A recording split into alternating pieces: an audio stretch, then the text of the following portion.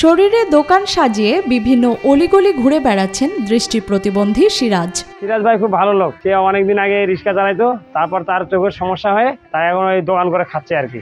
একটি লাঠির সাহায্য নিয়ে পথ চলেন। সারাদিন মানুষের দাঁড়ে দাঁড়ে বিক্রি করেন নানা রকম জিনিসপত্র। সে ভিক্ষা করে না, খুব কষ্ট করে খায়। ছেলেগুলো অত দেখে না আর কি, ওর মানুষ সাহায্য দেয়, মোটামুটি ভাবে ওইভাবে করে চলতেছে। চাবির রিং, নেল কাটার, টুপি, ব্রাশ সহ সারা শরীরে সেফটি পিন দিয়ে আটকানো বিভিন্ন সামগ্রী বিক্রি করেই চলে তার 5 সদস্যের পরিবার। আমি একজন দৃষ্টি প্রতিবন্ধী। আমি আয়না, চিরুনি, মানি ব্যাগ, রুমাল, মেচওয়ার, তসবি, কাউন্টার, তারপরে টুপি, সুরমা, আতর, ভ্যারাইটি আইটেম, মানে সাবান কেস, পাউডার কেস, সবকিছু এইগুলো আইটেম আমি বিক্রি করি। দিনাজপুর শহরের সুইহারি এলাকায় একটি ভাড়া বাড়িতে স্ত্রী, সন্তান সহ 5 সদস্যের পরিবার নিয়ে বসবাস করেন সিরাজুল ইসলাম সিরাজ। 52 বছর বয়সী এই দৃষ্টি প্রতিবন্ধী নানা রকম প্রতিকূলতার মধ্যেও বেছে নেননি ভিক্ষাবৃত্তি। তবে 8-10টা মানুষের মতো এক সময় তিনিও ছিলেন সুস্থ। উনি আমাদের প্রতিবেশী। বড় হয়ে থেকে দেখতেছি যে সে নিজের কর্মে তার সংসার চালায়। তার একজন ওয়াইফ আছে এবং 3 জন সন্তান আছে। সেই সংসারটা এখনো তিনি চালাচ্ছে।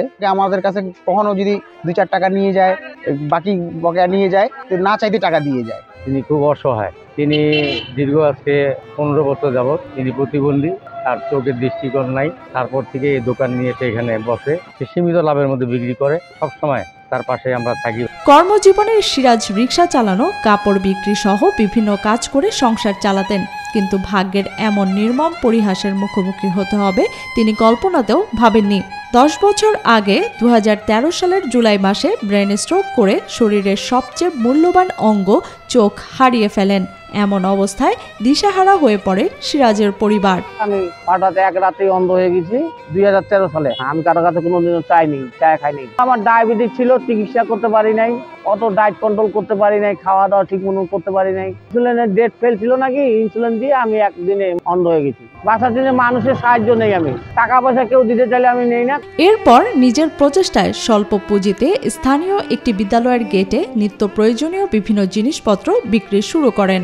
উনি স্ট্রোক করছিল, স্ট্রোক করার পর ওনার চোখ দুটো নষ্ট হয়ে গেছে। তারপরেও উনি বলছে যে আমি ভিক্ষা করে খাবো না, মানুষের কাছে দূরে দূরে যাবো না, আমি কিছু কর্ম করে খাবো। তখন উনি চিন্তা ভাবনা করলো যে আমি কিছু একটা ব্যবসা করে খাবো। তখন উনি এই যে চুড়ি, দুল, ফিতা, তারপরে হচ্ছে চিরুনি, টুপি, আতর, এগুলোর একটা চেলগাজি স্কুলের সামনে, আমাদের এখানে একটা স্কুল আছে, এই চেলগাজি শিক্ষা নিকেতন, ওই গেটের সামনে বসে বিকাল থেকে রাত 9টা, 8টা, 9টা পর্যন্ত উনি দোকানদারি করে।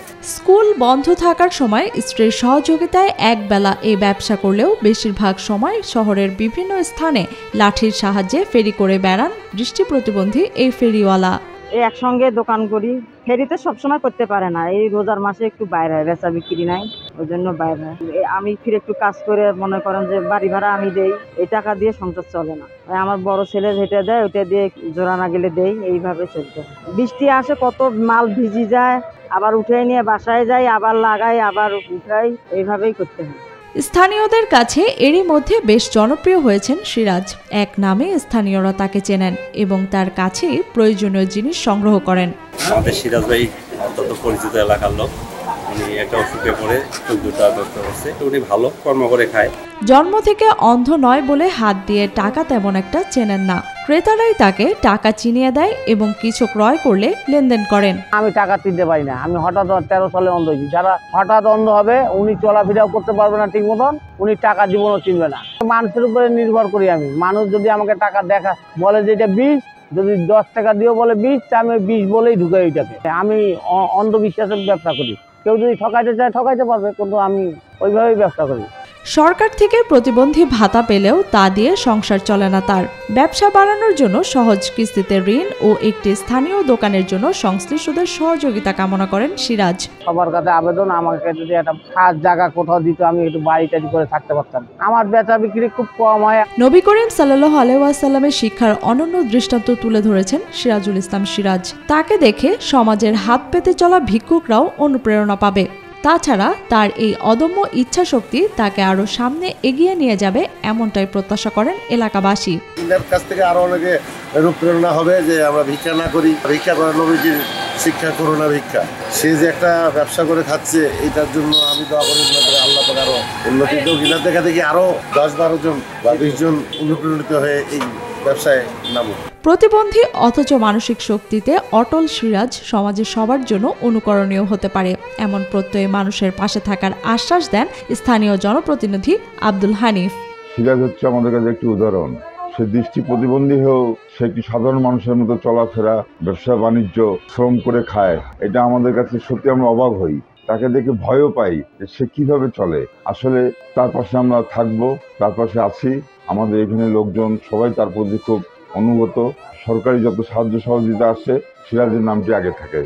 সিরাজকে সমাজের জন্য দৃষ্টান্ত মনে করেন সমাজসেবা কর্মকর্তা জনাব মইনুল ইসলাম। প্রয়োজনীয় সহযোগিতা দিয়ে তার পাশে থাকারও আশ্বাস দেন তিনি। জনাব মোহাম্মদ সিরাজউদ্দিন সে একজন দৃষ্টি প্রতিবন্ধী ব্যক্তি হওয়া সত্ত্বেও সে ফেরি করে বিভিন্ন মালামাল উপকরণ বিক্রি করে থাকে। সে একটা দৃষ্টান্ত প্রতিবন্ধী ব্যক্তিদের মাঝে। আমাদের সহ-সমাজসেবা কার্যালয়ের আওতায় যদি প্রতিবন্ধী ঋণের জন্য আবেদন করে তাহলে আগামীতে তাকে আমি প্রতিবন্ধী ঋণ দিয়ে তাকে স্বাবলম্বী করার সহায়ক ভূমিকা পালন করার জন্য সচেষ্ট থাকব।